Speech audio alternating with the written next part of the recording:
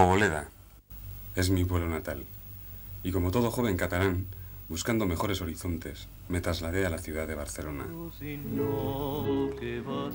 Comencé a trabajar en un hotel, en ese entonces frecuentado por muchas personas provenientes de diversos lugares del mundo.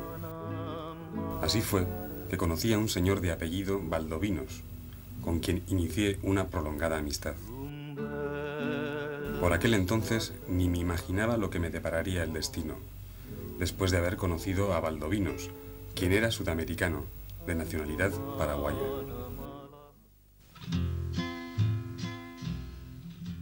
Llegué a Paraguay en el año 1909, a la edad de 25 años, convencido de que el lugar que había elegido cambiaría el curso de mi vida.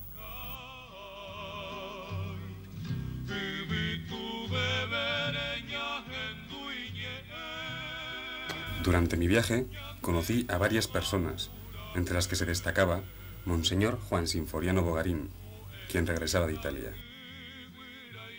Era un hombre bondadoso y profundo conocedor de la historia paraguaya.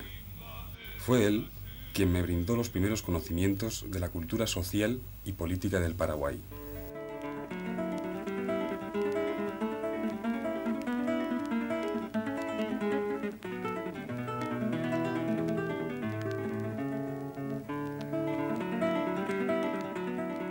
Trabajé una temporada en Asunción, ampliando día a día mis conocimientos sobre sus aspectos culturales. Conocí su arquitectura, su historia, economía y fundamentalmente el calor y la hospitalidad de su gente. Posteriormente me trasladé al encantador barrio de Trinidad, lugar donde, según la historia, residió el dictador José Gaspar Rodríguez de Francia, pensador e integrante del primer gobierno independiente.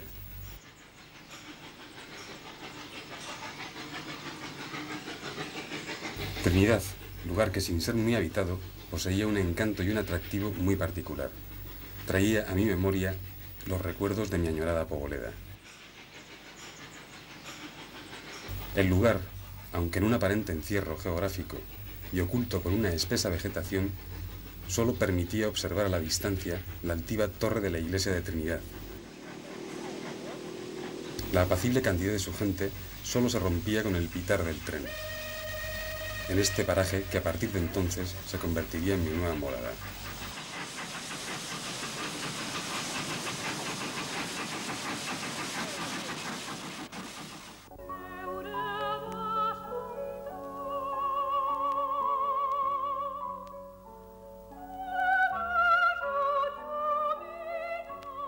Esta es la casa que adquirí, un edificio de arquitectura colonial, con pequeño jardín interior, habitaciones amplias y solariegas donde eché mis primeras raíces, depositando a partir de entonces toda mi fe y esperanza en esta nueva tierra.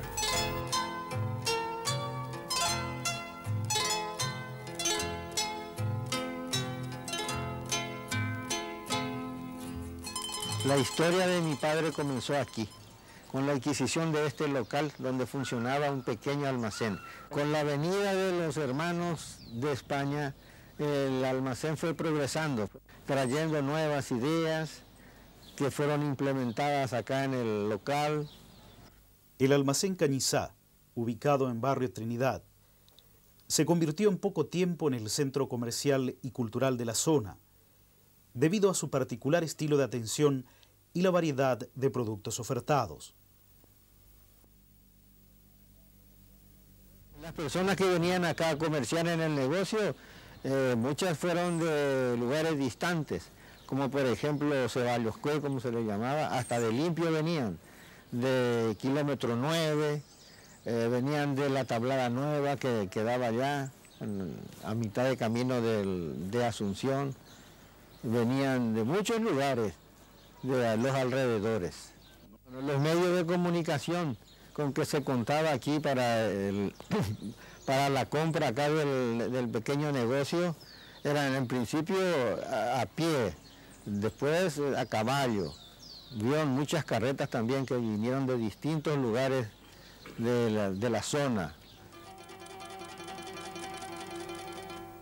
El viejo almacén tiene una organización espacial típica de los años 1850, muy característica en el Río de la Plata en aquel entonces.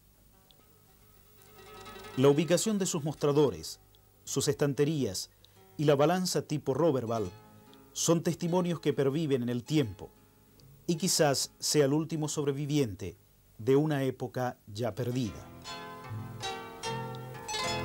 La interrelación que se manifiesta entre clientes y comerciantes aquí en el almacén Cañizá es una relación humana, una relación más estrecha que la realizada en otros comercios del ramo.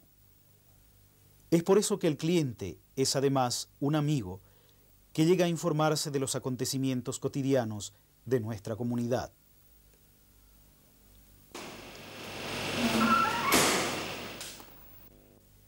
Cada detalle del almacén representa un fiel testimonio de casi 100 años de servicio al público. Y como si el tiempo no hubiera transcurrido, se mantienen intactos tanto el edificio como la ubicación del mobiliario.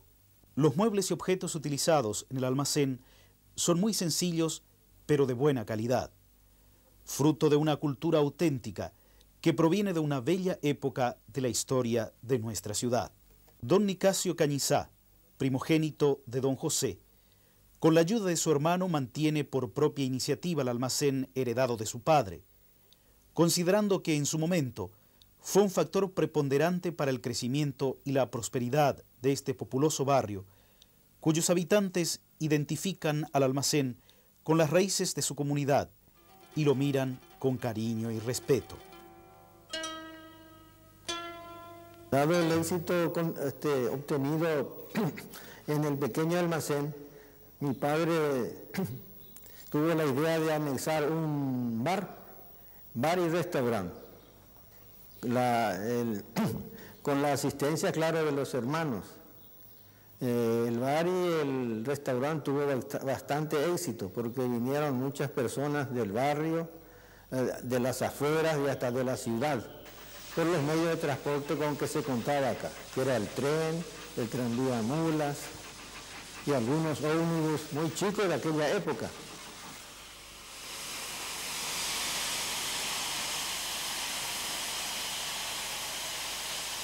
Fue también punto de reunión de muchas personas que hacían sus transacciones así, referente a los ganados. Ellos fueron los abastecedores que le llamaban, los que compraban los ganados para ser faenados acá, la tablada vieja que le llamaban, y ellos compraban de los hacendados que venían acá a hacer sus transacciones. Los antiguos muebles son mudos testigos que vieron pasar a los innumerables clientes que cerraban sus operaciones comerciales o buscaban esparcimiento en este bar. Aunque ya sin uso, el mobiliario se encuentra en buenas condiciones, como esta máquina que constituye uno de los elementos decorativos para orgullo de la casa. Esta máquina es moledora de café, que aquí se molía el café.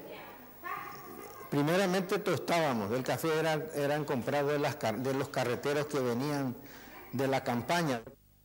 Se vendía mucho porque el café era molido, tostado y molido casi al alto, y tenía un rico gusto.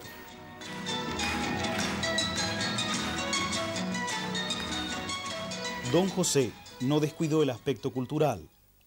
En ese sentido, hacía contratos de artistas nacionales y extranjeros, los cuales desarrollaban su arte destacándose, entre ellos la galopera, recitadores, cantantes, dando así un espacio a las manifestaciones populares para su concurrida clientela, convirtiéndose de esta forma en un espacio familiar para la zona.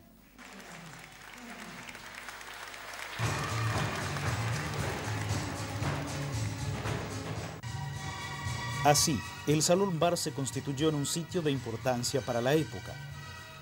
Por él han pasado ilustres personajes de la historia, desde caudillos revolucionarios comunistas hasta el sabio Moisés Bertoni, músicos y poetas como Darío Gómez Cerrato, Emiliano R. Fernández, conocido como el Tirteo de la Canción, y otros muchos artistas connotados de la época. Asimismo, don José llevaba un control metódico y permanente de su negocio. Bueno, y la economía se manejaba por medio de los libros contables. Hubieron los libros contables exigidos por la ley, más algunos como el libro de cuentas personales, que hasta el momento existen en los archivos de la casa. Y allí fueron anotándose todos los nombres de los clientes que llevaban a crédito las mercaderías. Muchos fueron los clientes y célebres personajes, tales como el general Carlos Díaz León, el ingeniero Moisés Bertoni, que en aquella época era director del Jardín Botánico, el doctor Carlos Fiebri, que también fue director del Jardín Botánico, la directora de la Escuela Artigas, doña Esperanza Vizcay de Fuller. Haciendo parte del archivo y como una faceta anecdótica del almacén, existe un listado de clientes morosos que no honraron sus obligaciones y hasta hoy siguen adeudando al almacén Cañizá. Entre ellos figura la comisaría de la localidad de Trinidad, con un saldo negativo de aquella época, allá por los años 1930, 39.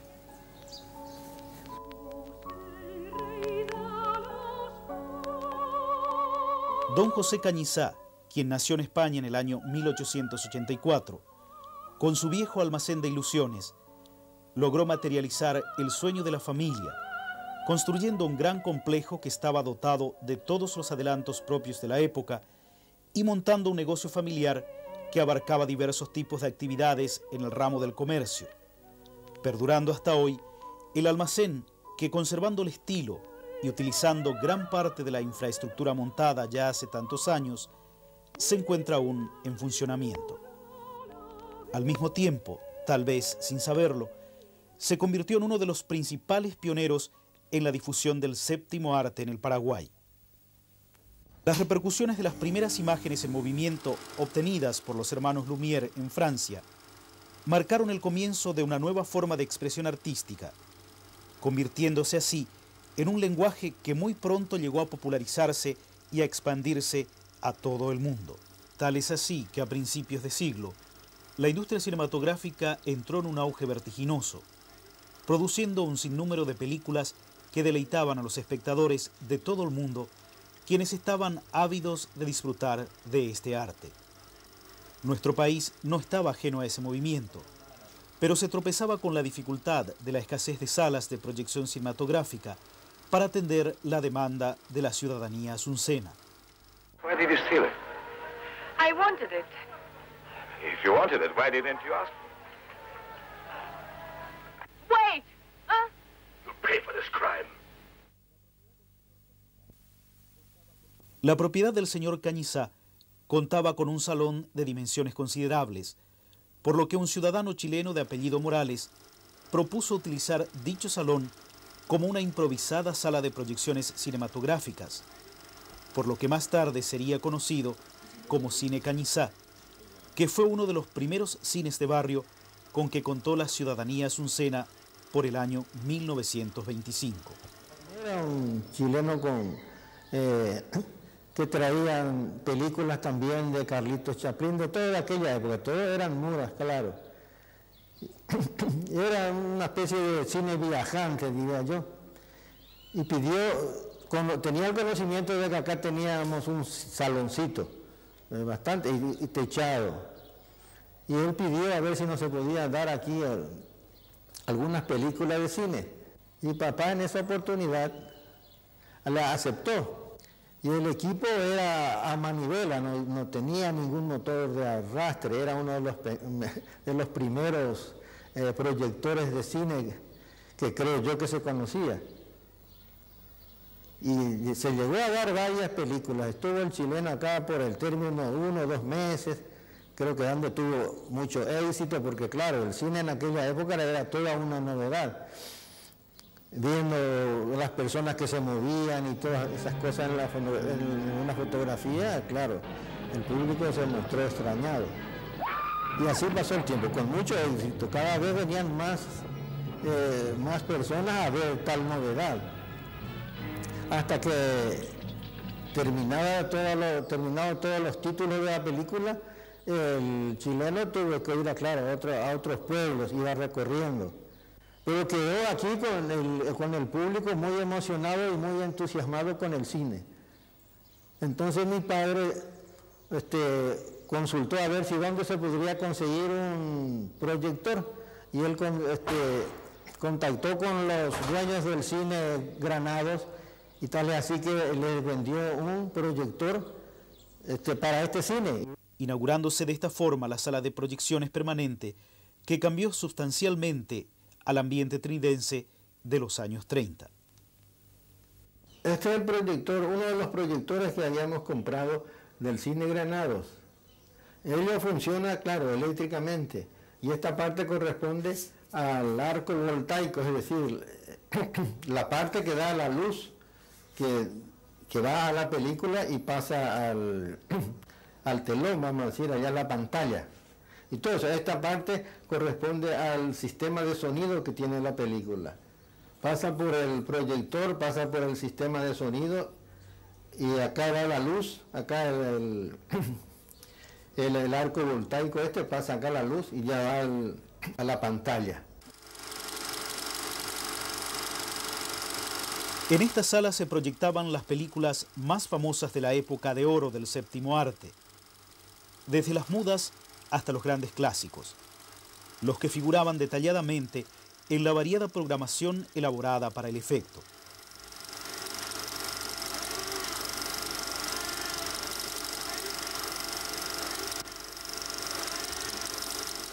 Se exhibieron películas bíblicas, aventuras del lejano oeste y las recordadas películas románticas que con sus famosas escenas de amor hacían vibrar a un público emocionado que los disfrutaba con placer.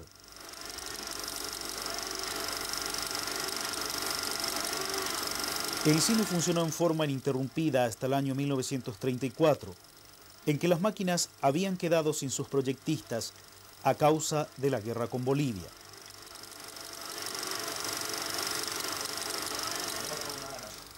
Y especialmente en la época de la guerra, en que hubo un alto acá porque tuvimos que parar porque los maquinistas fueron a la guerra.